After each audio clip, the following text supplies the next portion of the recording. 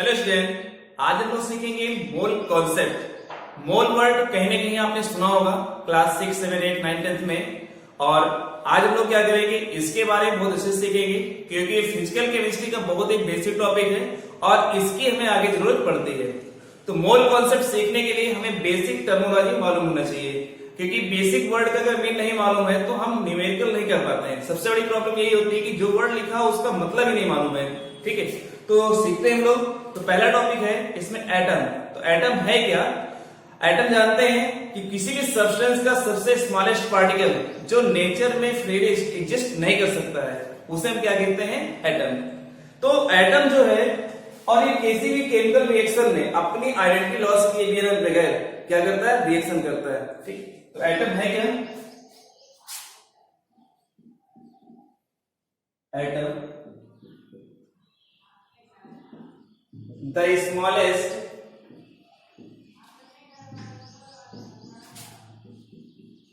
particle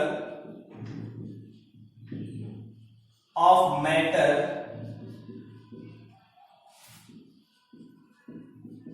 which participate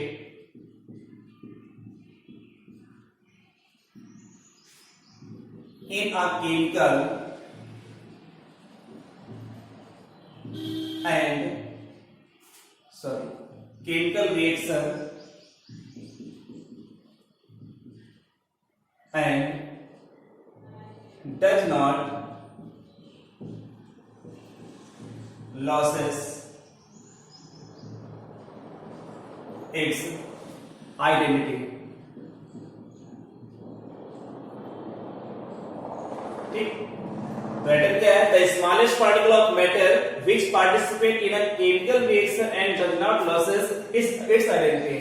यानी ये अपनी आइडेंटिटी खोए बगैर क्या करते हैं? रिएक्शन करते हैं। आप जानते हो, रिएक्शन देखो एक बार। For example H2 react with O2, आप जानते हो क्या बनेगा? H2O। तो अब ये बताइए, रिएक्शन के पहले कितने मॉलिक्यूल्स हैं? H2 के 1 मॉलिक्यूल्स। एटम कौन सा हमारा? Hydrogen atom. रिएक्शन के पहले भी हाइड्रोजन एटम था और रिएक्शन के बाद भी हाइड्रोजन एटम है। ठीक है, रिएक्शन के पहले भी ये हाइड्रोजन एटम है और रिएक्शन के बाद भी क्या है? हाइड्रोजन एटम है। रिएक्शन के पहले भी ऑक्सीजन एटम है और ये रिएक्शन के बाद भी ऑक्सीजन एटम है। बस हुआ क्या है कि रिएक्शन होने के बाद कोई दूसरा कंपाउंड बना लिया है। अब ऐसा नहीं है कि हाइड्रोजन एटम है और रिएक्शन होने के बाद चेंज हो गया हो नाइट्रोजन एटम में। तो ये क्या करते हैं कि जो आपके एटम्स होते हैं वो अपनी आइडेंटिटी लॉस नहीं करते हैं। ठीक है, ये हो गया आपका एटम। बट इसीलिए कहते हैं मॉलिक्यूल्स के लिए मॉलिक्यूल। ठीक, तो मॉलिक्यूल्स क्या होते हैं इसे लिख सकते हैं हम the smallest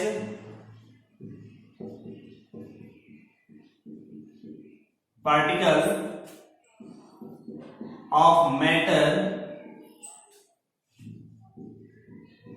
which exist independently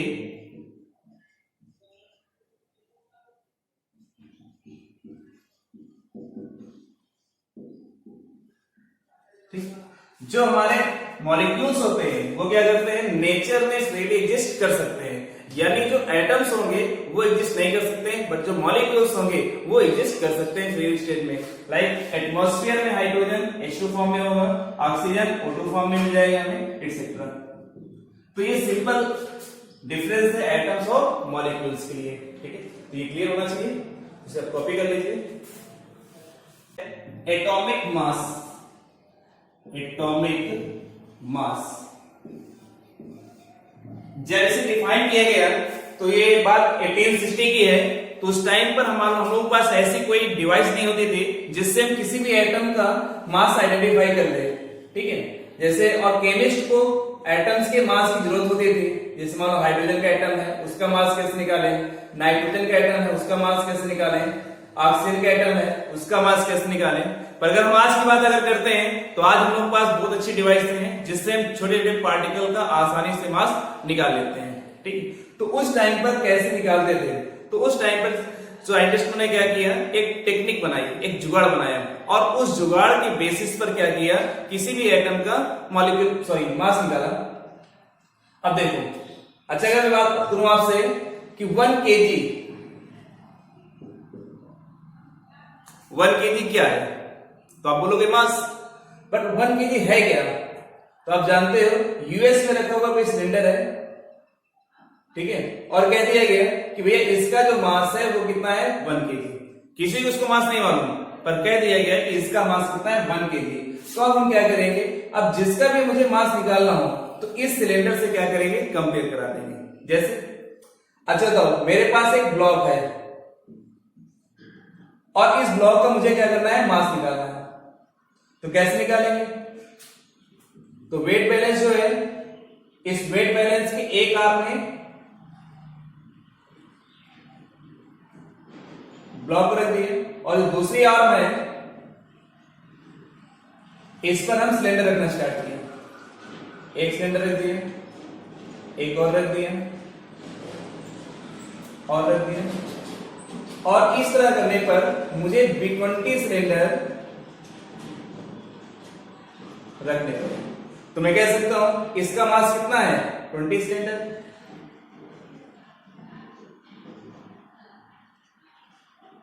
कोई दूसरी में बेस्ट चीज है, उसके लिए मुझे 30 सिलेंडर लगे। सपोज करो मैं कार है, ठीक है, और कार के लिए मुझे 150 सिलेंडर यूज हुए। तो मैं कह सकता हूं जो कार का वेट कितना है 150 सिलेंडर, कोई डिवाइस है उसका वेट कितना है 30 सिलेंडर, ठीक, ये ब्लॉक है इसका मास कितना हो गया 20 सिलेंडर। तो मैंने क्या किया, जो सिलेंडर था उससे क्या किया, कंपेयर करा दिया, और जब कंपेयर करा दिया तो मुझे बार बार ये सिलेंडर लिखना पड़ रहा है, बार बार लिखना पड़ रहा है। तो मैं क्या करूं, इसको एक यूनिट बना दूं, और मैंने कह दिया कि इस यूनिट का क्या है, ये 1 केजी है, जो सिलेंडर है वो कितना है 1 केजी। अब हम सीधा लिख सकते हैं इस ब्लॉक का वेट कितना हो जाएगा हमारा 20 केजी, ठीक, ये डिवाइस का वेट कितना हो जाएगा 30 केजी, इस कार का वेट कितना हो जाएगा 150 केजी। तो जो मुझे बार बार लिखना पड़ रहा था तो उसको मैंने क्या किया, एक यूनिट में कन्वर्ट कर दिया, और एक यूनिट बन गई वहां पर केजी, ठीक है। तो इस सिलेंडर से मैंने क्या किया था, कंपेयर कराया था। अब वहीं पर देखते हैं, अगर सपोज करो मुझे क्या करना है, एटम का मास निकालना है, ठीक है, ऑक्सीजन एटम का मास निकालना है, मास ऑफ ऑक्सीजन एटम। तो हम करेंगे क्या, तो इसके लिए साइंटिस्ट ने क्या किया, जुगाड़ बनाए। वो जुगाड़ क्या थे, इसी टाइप में जैसे क्या किया, उन्होंने एक सिलेंडर लिया था, उन्होंने क्या किया, एक स्टैंडर्ड एटम बनाया, ठीक है, और वो स्टैंडर्ड एटम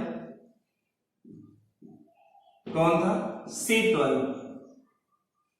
कार्बन के एक आइसोटोप है C12, और स्टैंडर्ड एटम बनाने के बाद इन्होंने क्या किया, एक स्टैंडर्ड यूनिट बना लिया, 1/12 into mass of 1 C12 atom, ये स्टैंडर्ड यूनिट बना लिया, ठीक है। अब जब किसी भी एटम का अगर मुझे मास निकालना हो तो हम इससे क्या करेंगे, कंपेयर कराएंगे। जैसे किसी भी डिवाइस से मुझे मास निकालना होता था तो मैंने किससे कंपेयर कराया, सिलेंडर से कंपेयर करा दिया। वैसे अब किसी भी एटम का मुझे मास निकालना हो तो हम क्या करेंगे, इस यूनिट से क्या करेंगे, कंपेयर करा देंगे, ठीक। तो मास ऑफ ऑक्सीजन एटम इस में लिख सकता हूं 16 into 1/12 into mass of 1 carbon atom. अगर मुझे लिखना हो मास ऑफ नाइट्रोजन एटम तो मैं लिख सकता हूं 14 into 1/12 into mass of 1 carbon atom. मुझे लिखना हो mass of hydrogen atom, sulphur atom equal to 32 into 1/12 into mass of 1 carbon atom, ठीक। तो मुझे क्या है, इस यूनिट को, सॉरी इस वर्ड को बार बार लिखना पड़ रहा है, जिस प्रकार यहाँ बार बार सिलेंडर लिखना पड़ रहा है तो मुझे हर बार लिखना पड़ रहा है, तो इसलिए क्या करूं, इसको एक यूनिट बना लेता हूं, और यूनिट बना लूंगा तो मुझे बार बार लिखना नहीं पड़ेगा। तो क्या करेंगे हम, मैं लिख सकता हूं इसकी जगह में 1/12 into mass of 1 carbon atom, इसकी जगह मैंने लिख दिया AMU। AMU तो AMU क्या है, एटॉमिक मास यूनिट। ठीक, तो मुझे क्या करना है, एक यूनिट बन गई जिसका नाम क्या है AMU। तो अब लिखना क्या होगा मुझे, mass of oxygen atom equal to 16, इसलिए क्या लिखूंगा मैं AMU। Mass of nitrogen atom equal to 14 AMU। Mass of sulphur atom equal to 32 AMU। ठीक, तो मुझे एक नई यूनिट मिल गई, इसका नाम क्या है, एटॉमिक मास यूनिट। और एटॉमिक मास यूनिट जो है वो क्या है, आपकी यूनिट बन गई है। तो मैंने क्या किया, किसी भी एटम का अगर मुझे मास निकालना हो तो इस यूनिट से क्या करते हैं, कंपेयर कराते हैं। तो एटॉमिक मास जो है किसी भी एटम निकालना है तो इस यूनिट से क्या करते हैं, ठीक इसके रिस्पेक्ट में क्या करते हैं, हम उसके कंपेयर कराकर निकालते हैं। तो इसके रिस्पेक्ट कराते हैं तो इसमें क्या कर सकते हैं कि एटॉमिक मास है, एटॉमिक मास को हम बोल सकते हैं रिलेटिव एटॉमिक मास।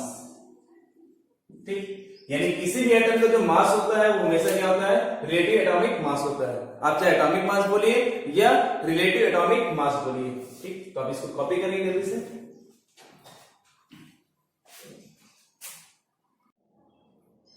चलिए कॉपी हो गई। तो अब हम लोग क्या करेंगे, जो एटॉमिक मास है इसे डिफाइन करते हैं। मैं इसको लिख सकता हूं, atomic mass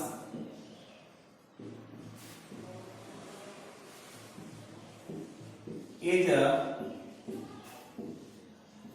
number which tells that how many time an atom of an element is heavier than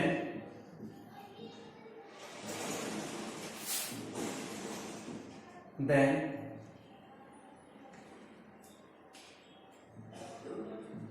1/12 mass of 1 carbon atom।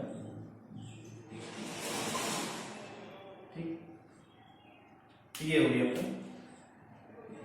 देखो यहाँ तो atomic mass is a number which tells that how many times one atom of an element is heavier than 1/12 mass of 1 carbon atom। For example देखिए, मैं लिखूं यहाँ पर mass of oxygen atom equal to कितना हो जाएगा, 14 into 1/12 into mass of 1 carbon atom. तो atomic mass है क्या, तो एटॉमिक मास क्या है, एटॉमिक मास वो नंबर है, एटॉमिक मास वो नंबर है जो यह रिप्रेजेंट करता है कि इस वैल्यू से कितने टाइम हैवियर है। ठीक है, जो आपका एटॉमिक मास है वो रिप्रेजेंट करेगा कि इस वैल्यू से कितने टाइम वो क्या है, हैवियर है। अगर मुझे लिखना हो मास ऑफ नाइट्रोजन एटम तो क्या करेंगे हम यहाँ पर, सॉरी यहाँ 16 करना है, 16 और यहाँ कितना हो जाएगा 14 into 1/12 into mass of 1 carbon atom.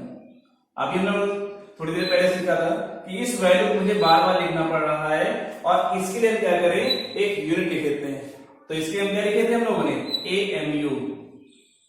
ठीक है, क्योंकि AMU equal 1 AMU equal to क्या होता है 1/12 into mass of 1 carbon atom.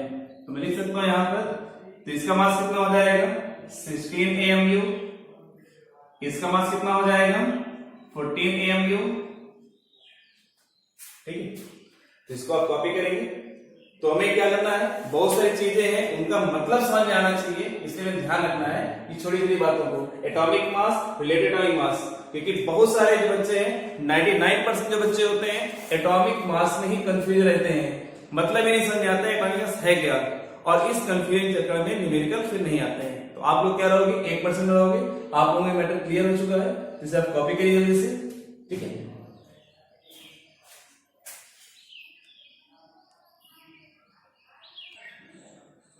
ठीक है, तो कॉपी हो गई। तो अभी मैंने लिखा था 1 AMU equal to 1/12 into mass of 1 carbon atom. ठीक है, तो 1 AMU इक्वल टू इतना होता है। तो पहले डिवाइस नहीं थी, अब बहुत सारे डिवाइस हो चुकी हैं जिससे हम छोटे छोटे पार्टिकल का मास आइडेंटिफाई कर सकते हैं। तो डिवाइस का नाम है मास स्पेक्ट्रोमीटर। मास स्पेक्ट्रोमीटर के द्वारा हम छोटे छोटे एटम का भी मास हम आइडेंटिफाई आसानी से कर लेते थे। तो पहले तो इसका मास हमें मालूम नहीं था, तो हमने क्या किया था, एक स्टैंडर्ड यूनिट बनाई थी। अब मुझे क्या है कि एक कार्बन एटम का मास मालूम हो गया, कैसे, मास स्पेक्ट्रोमीटर डिवाइस के द्वारा। ठीक है, तो यहां पे लिख सकता हूं mass of 1 carbon atom equal to 1.99 into 10⁻⁻23 gram. ठीक, अगर मुझे कार्बन एटम का मास निकला है तो AMU की एग्जैक्ट वैल्यू निकल सकती है। तो लिख सकता हूं 1 AMU equal to 1/12 into 1.99 into 10⁻⁻23, और जब इसको हम सॉल्व करेंगे तो ये वैल्यू आएगी 1.66 इंटू 10⁻⁻24। तो 1 AMU इक्वल टू 1.66 इंटू 10⁻⁻24 ग्राम इसकी वैल्यू होगी, या हम इसकी हम लिख सकते हैं 1/Na। तो Na की वैल्यू आप जानते हैं, Na क्या है, एवोगैड्रो नंबर, जिसकी वैल्यू कितनी होती है 6.022 इंटू 10⁻23। ठीक है, तो आपके पास एक रिलेशन मिल गया, 1 AMU इक्वल टू इतना होता है। अब मुझे अगर लिखना हो mass of 1 oxygen atom equal to, आपने लिखा था 16 AMU, और 1 AMU इक्वल टू कितना होता है ये वैल्यू, तो इसको मैं यहां लिख सकता हूं 16 इंटू 1.66 इंटू 10⁻⁻24 ग्राम। ठीक, ये हमें ऑक्सीजन एटम का एग्जैक्ट उसका कितना ग्राम है वो हम निकाल सकते हैं। ठीक है, तो हम बेस ध्यान रखना है कि ये मास स्पेक्ट्रोमीटर जो है इसके द्वारा क्या कर सकते हैं, बहुत ही छोटे छोटे एटम्स के हम मॉलिक्यूल्स का जो वेट है निकाल सकते हैं। ठीक, आप थोड़ा सीखेंगे और हमें इस बात को याद रखना, इसे इंपॉर्टेंट है। अब आता है यहां पर मोल। अब इससे थोड़ा सा पढ़ना है, अभी आगे और पढ़ेंगे इसके बारे में, मोल के बारे में बाद में मिलेंगे इससे। मोल है क्या, मोल एक नंबर है, जैसे दर्जन, दर्जन क्या है, एक नंबर है। जब भी दर्जन लिखा होगा तो हम क्या करते हैं 12 मान लेते हैं, 12 लिखते हैं ना, इधर एक दर्जन केले मतलब 12 केले, एक दर्जन आदमी 12 आदमी।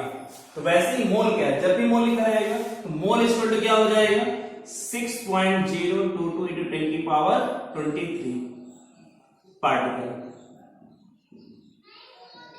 जब भी बात करेंगे, जब भी मोल लिखा रहेगा तो कितनी वैल्यू होगी इसकी 06.022 इंटू 10⁻23। यहां लिख सकते हैं 1 mole equal to 6.022 into 10⁻23 is particle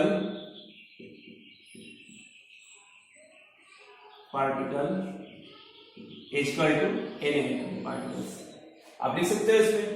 ठीक है, तो इसी में एक वर्ड मिलता है हमें मोलर मास। ठीक है, तो मोलर मास क्लियर करना है। तो मोलर मास क्या है, देखो इससे नाम से स्पष्ट है, molar mass, mass of 1 mole substance is called molar mass. मैं लिख सकता हूं मास ऑफ 1 मोल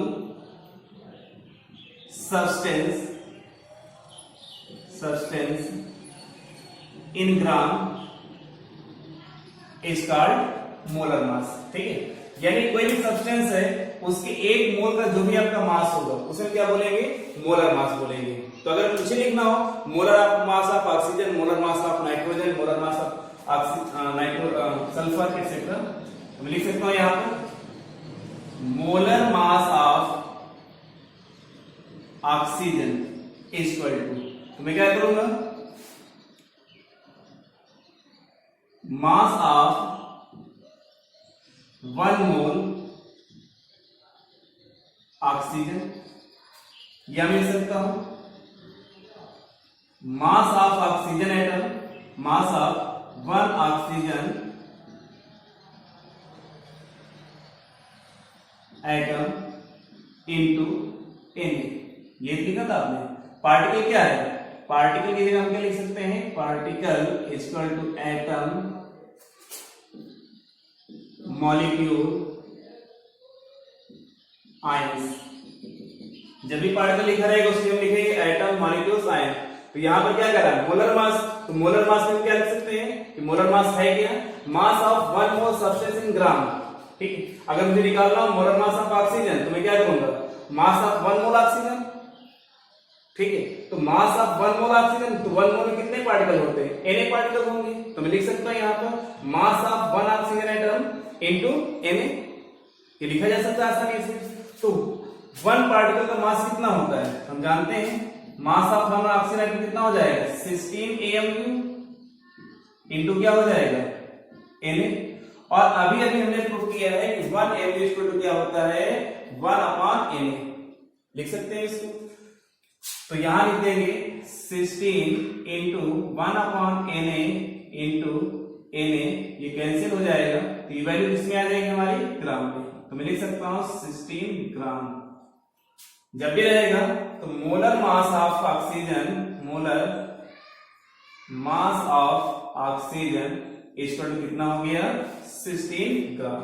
तो जनरली हम लोग क्या करेंगे कि जहां भी हमें जब बोलेगा मोलर मास तो हम क्या करेंगे, वहां पर मास ऑफ 1 मोल सब्सटेंस की बात करेंगे। अगर वो एटम्स होगा तो एटम्स के लिए हो जाएगा, मॉलिक्यूल्स के लिए होगा तो मॉलिक्यूल्स हो जाएगा, आयंस होगा तो आयंस के लिए हो जाएगा। ठीक, अगर मैं यहीं पर लिख दूं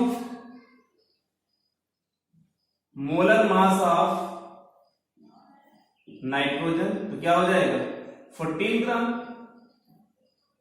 आप लिखोगे मोलर मास ऑफ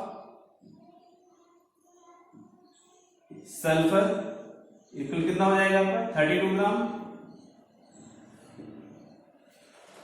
ठीक, तो मास of 1 atom, molar mass of substance, molar mass of और एटॉमिक मास, इन सब में जो रिलेशन है उन्हें ध्यान रखना है। ठीक है, तो मैं इसको देखिए, इसको नोट करिए जल्दी से, कॉपी करो जल्दी से, बताते हैं।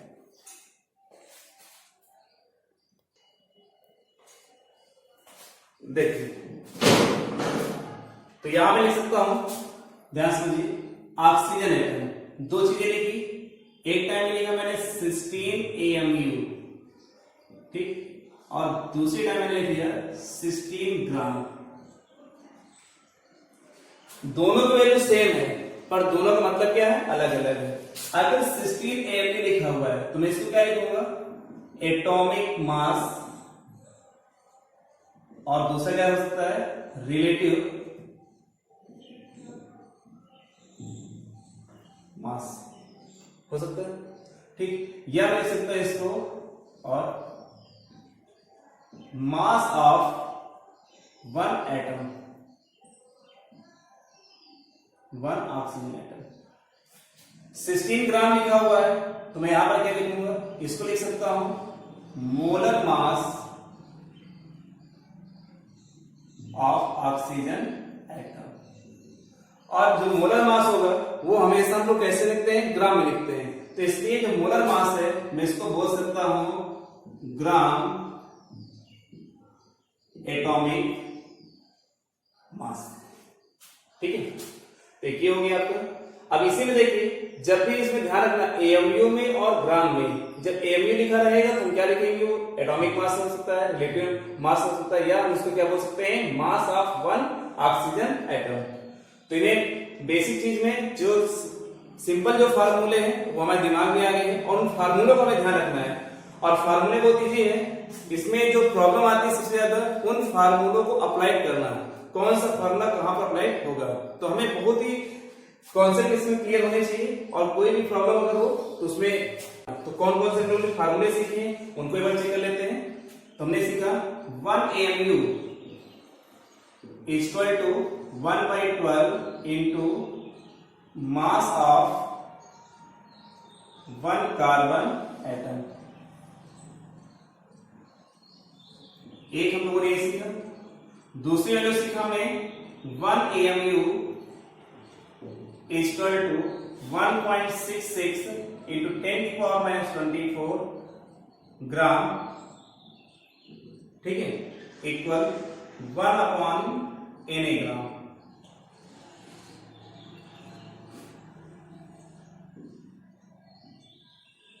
ये होगी, देखिए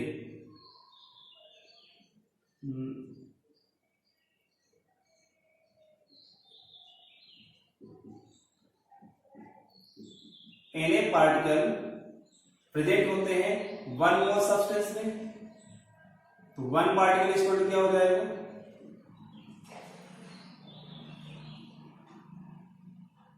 पार्टिकल मैं लिख सकता हूं मोल अपॉन Na, ठीक। और मोल इक्वल टू क्या होता है, मैं एक और लिख सकता हूं मास अपॉन मोलर मास। तो ये फार्मूले हैं जिन्हें हमें क्या करना है, याद रखना है, ठीक है। आसानी से क्या कर सकते हैं कि इनको न्यूमेरिकल में अप्लाई करके आसानी से आंसर निकाला जा सकता है। तो इसको आप कॉपी करेंगे जल्दी से।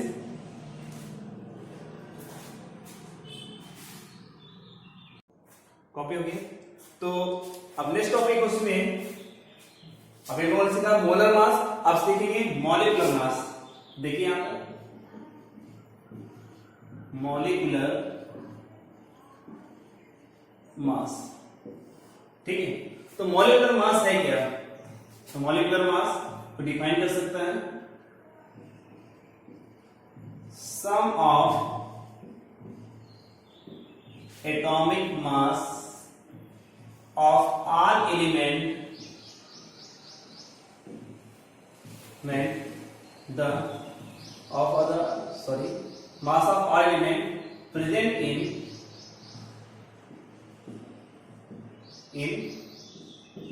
molecule, ठीक है।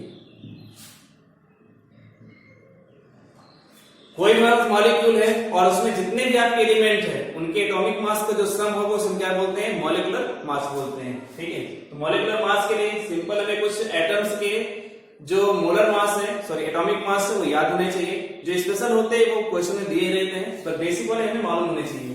सपोज करते हैं यहाँ पर हाइड्रोजन का मास कितना होता है 1, ठीक है। कार्बन होता है 12, ऑक्सीजन होता है 16, नाइट्रोजन होता है 14, ठीक है। फ्लोरीन होता है आपका 19,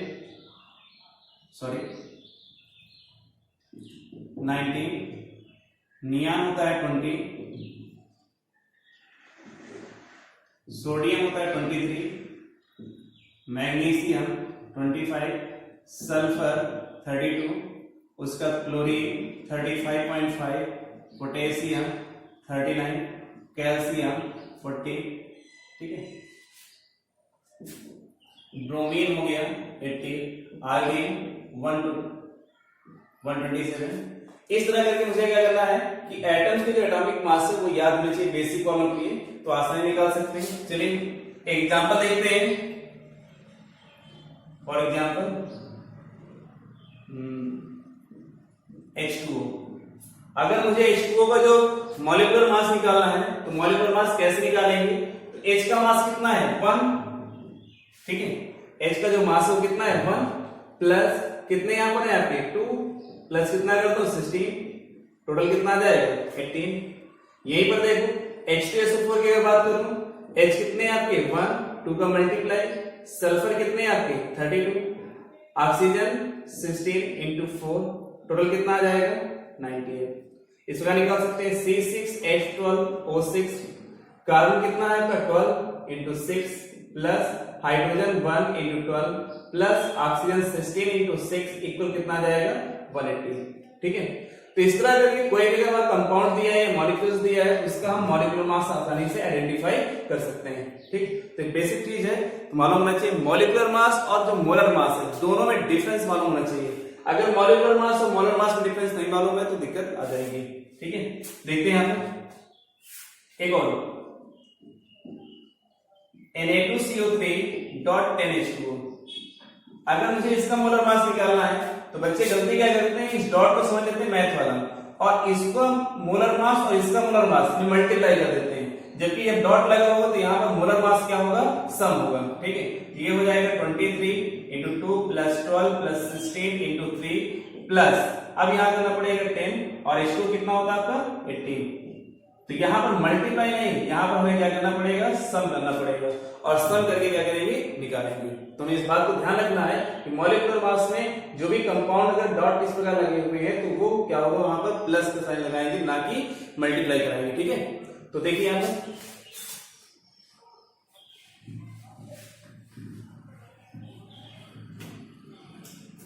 H2O, H2O में एक टाइम लिखा हूं मैं 18 AMU और 18 ग्राम। 18 AMU और 18 ग्राम दोनों की वैल्यू सेम है, पर दोनों का मतलब क्या है, अलग अलग है। 18 AMU की बात अगर करेंगे तो हम यहां पर बात होगी एटॉमिक मास की, और यहां पर जब ग्राम की बात हो रही है तो किसकी बात हो रही है, ये मॉलिक्यूलर मोलर मास है आपका। तो मोलर मास और जो आपका एटॉमिक मास है, तो वहां पर आप कहोगे सर आपने तो बताया था कि AMU जो है एटम के मास के लिए यूज करते हैं यूनिट जो है, तो यहाँ पे मॉलिक्यूल्स है, तो मॉलिक्यूल्स के हम क्या करेंगे, यहां पर AMU ना लिखकर यहां पर हम क्या लिखेंगे 18U। U क्या है, U इक्वल टू यूनिफाइड मास, और जो यूनिफाइड मास होता है वो AMU इक्वल होता है, चाहे आप AMU लिखो या यूनिफाइड मास लिखो, बट मॉलिक्यूल्स के लिए लिखेंगे तो क्या करेंगे, U लिखा रहेगा, और U का मतलब क्या होता है, यूनिफाइड मास। ठीक है, U क्या हमारा यूनिफाइड मास है, इसको आप कॉपी करेंगे जल्दी से।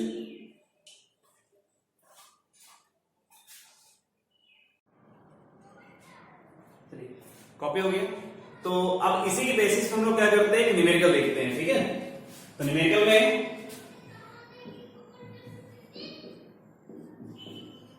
the mass of an atom of an element is 6.66 into 10 की पावर माइनस 24। ठीक है, कैलकुलेट इट्स मोलर मास। क्या है, एक मास, the mass of an element of an the mass of an atom of an element is 6.66 into 10 की power minus 24। Calculate its molar mass, हमें क्या करना है, एक एटम मास दिया है। ठीक है, तो सॉल्व करेंगे इसे हम। Mass of one atom equal to कितना दिया है, 6.66 into 10 की पावर माइनस 24। अब इन्होंने सीखा है कि किसी भी एलिमेंट से या एटम से, मॉलिक्यूल से, पार्टिकल है, उसका मोलर मास हमें निकालना है। मोलर मास क्या होता है, ठीक है, mass of one mole substance. तो molar mass of atom, molar mass of atom, तो मैं लिख सकता हूं यहां पर mass of one atom into n particles. ठीक है, तो मास ऑफ वन एटम कितना हो गया, 6.66 इंटू 10 की पावर माइनस 24, और यहां पर हम देखेंगे 6.022 इंटू 10 की पावर 23। ठीक, इसको मैं 6 मान के चल रहा हूं। ठीक है, जल्दी हो जाएगा, तो 6.66 6 लेता हूं, कितना हो जाएगा 36 हो जाएगा, 3 आ जाएगा, 36 3 9 39 39। ठीक है, यहाँ पर हुआ है, इंटू 10 की पावर कितना हो जाएगा -1 अप्रॉक्स आएगा। ठीक है, जीरो हटा दिया वहां से। यहाँ पर तो अगर इसे मल्टीप्लाई करूंगा तो क्या हो जाएगा 3.996 अप्रोक्सीमेटली वैल्यू कितनी आ जाएगी 4। तो अगर मुझे किसी भी एलिमेंट्स का या एटम्स का मोलर मास निकालना है तो इस फार्मूले को ध्यान रखना है, mass of one atom into Na। ठीक है, आसानी से हो जाएगा। देखो दूसरा कॉपी करो जल्दी से।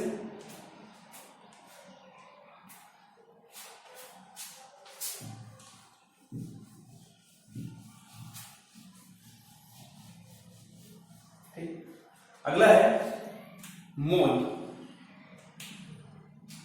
तो मोल में डिफाइन करेंगे हम लोग।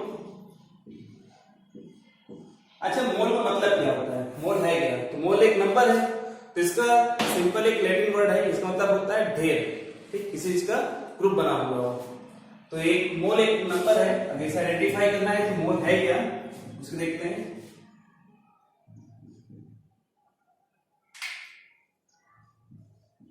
The amount of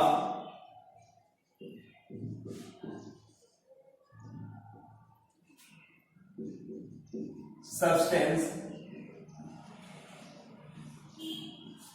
which contain as many particles as present in 12 gram of carbon 12 atom। ठीक है, तो मोल क्या है, मोल डिफाइन किया है, it is defined as the amount of the substance which contain as many particle as present in 12 gram of carbon atom. यानी 12 ग्राम में कितने कार्बन एटम प्रेजेंट होंगे। ठीक है, उन्हें क्या बोलते हैं, 1 मोल। एक सिंपल लॉजिक समझ लेते हैं कि 1 मोल इक्वल टू कितना हो जाएगा 6.022 into 10 की पावर 23 पार्टिकल। ठीक, हमें इस बात को ध्यान रखना है, ये कभी नहीं भूलना है। जब भी ध्यान रखेंगे कि 1 मोल में कितने पार्टिकल होंगे 6.022 into 10 की पावर 23 पार्टिकल होंगे। पार्टिकल हमारे एटम भी हो सकते हैं, मॉलिक्यूल्स भी हो सकते हैं और आयंस भी हो सकते हैं। ठीक है, तो हमें ध्यान रखना है। दूसरा, मोल इक्वल टू क्या होता है, ठीक, mass upon molar mass, sorry molecular mass.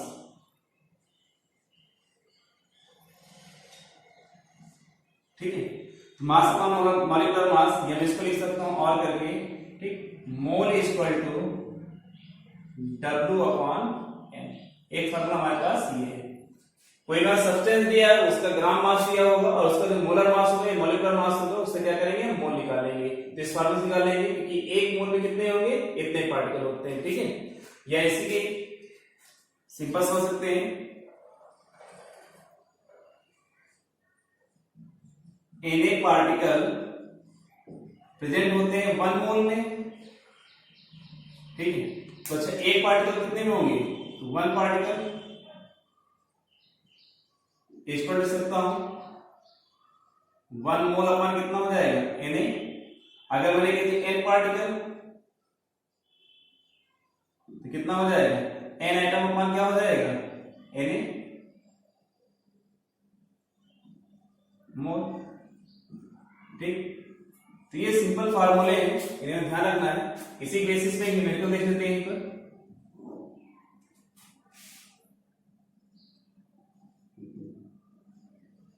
Calculate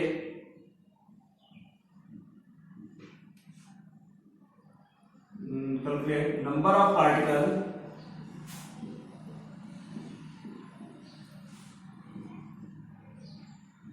present in 9.8 ग्राम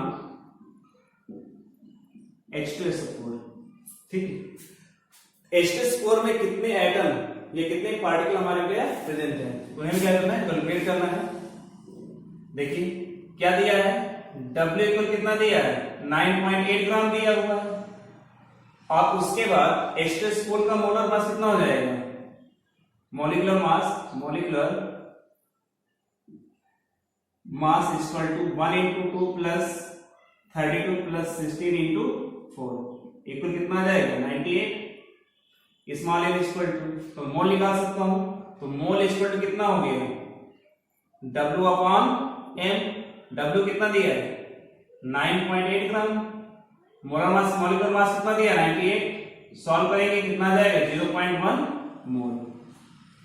हम बोल सकते हैं तो नंबर ऑफ पार्टिकल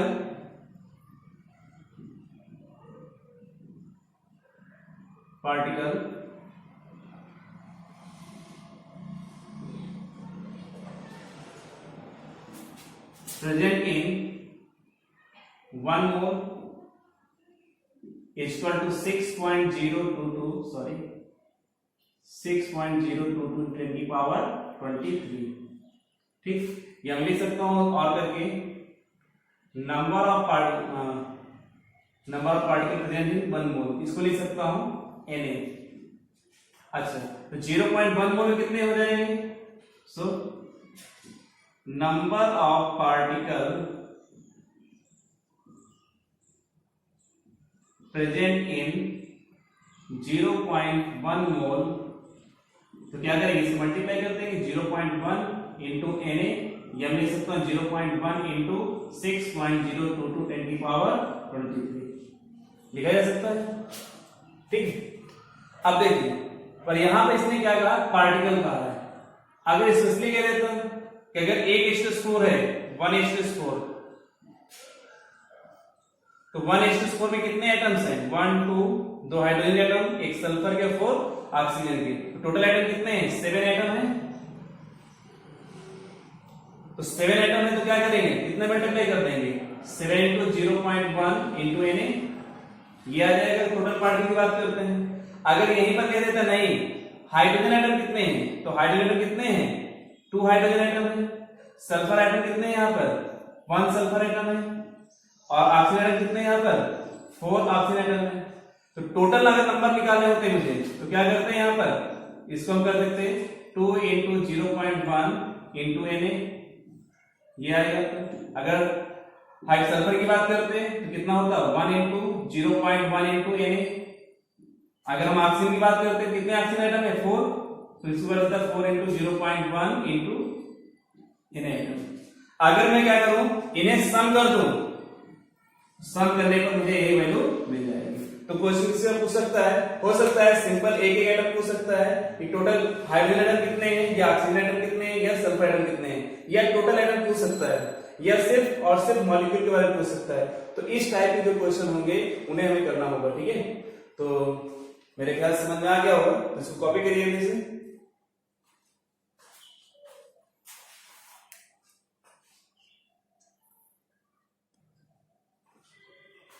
ठीक है, तो इसी के बेसिस पे हम लोग क्या करेंगे, अब आगे जो भी न्यूमेरिकल होंगे उन्हें सॉल्व करेंगे। बस हमें ध्यान रखना है कि फार्मूले याद करना है, और फार्मूलों को अप्लाइड करने का तरीका वो प्रैक्टिस के आधार पर आ सकता है, जितनी प्रैक्टिस करेंगे उतना आएगा। ठीक है, इसलिए थैंक यू।